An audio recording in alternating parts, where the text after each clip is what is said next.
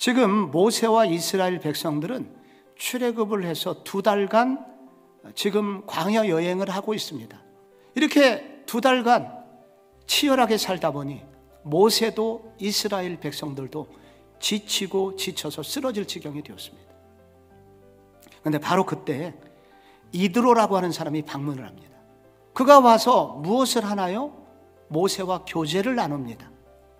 그리고 이 교제가 끝나면서 24절에 보면은 이에 모세가 자기 장인의 말을 듣고 모든 말대로 하여 그 충고를 잘 듣습니다. 그리고 난 다음에 19장 1절에 이런 얘기가 나옵니다. 이스라엘 자손이 애굽 땅 떠난 지 3개월이 되던 날 그들이 시내 광야에 이르니라.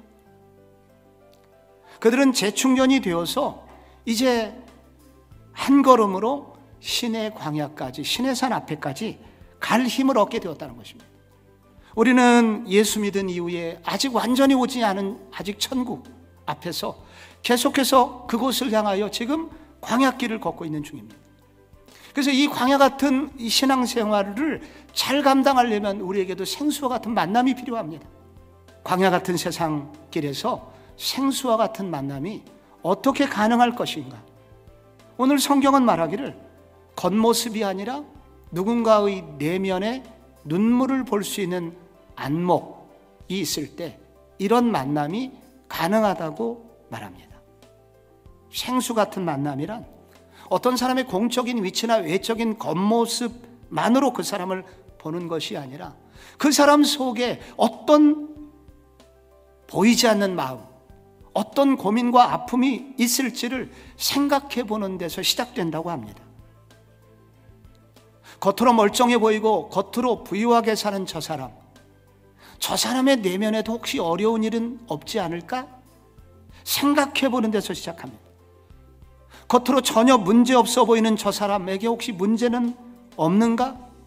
이렇게 생각하는 순간에 겉모습이 아니라 누군가를 이렇게 바라보는 이런 질문으로부터 바로 생수와 같은 만남은 시작된다고 이드로와 모세가 우리에게 알려주고 있는 것입니다. 또 하나 둘째로 하나님의 은혜에 대한 간증이 있는 만남, 이 만남을 통해서 생수의 만남이 터집니다. 간증의 핵심은 뭐냐? 여호와께서 하나님께서 내게 주신 은혜를 정리하여 나누는 것입니다. 그런데 성경은 말하기를 이것은 결코 작은 일이 아니다.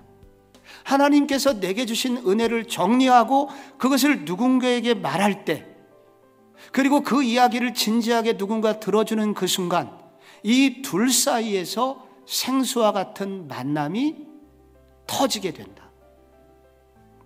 여러분에게는 어떤 간증이 있으십니까? 지난 1년간 하나님께서 여러분의 삶을 이끌어 오셨잖아요.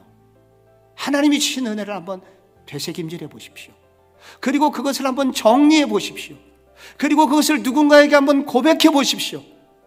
그때 하나님의 놀라운 일하심, 그것을 통해서 누군가 바꾸고 누군가 변화시키고, 그래서 우리로 하여금 생수 같은 만남으로 바꿔주신다는 것입니다.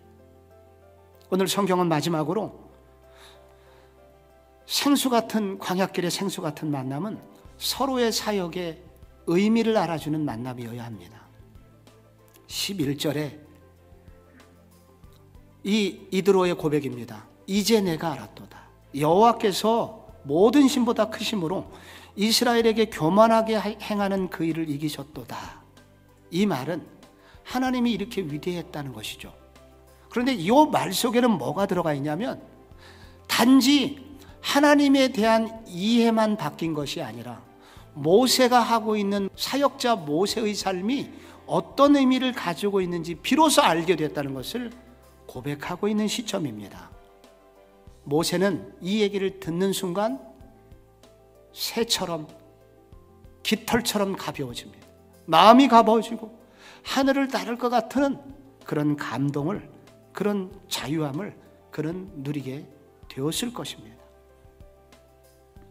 누군가의 사역의 의미를 알아줄 때, 누군가가 하고 있는 사역이 얼마나 중요한지를 알아주었을 때 그렇게 된다는 것입니다.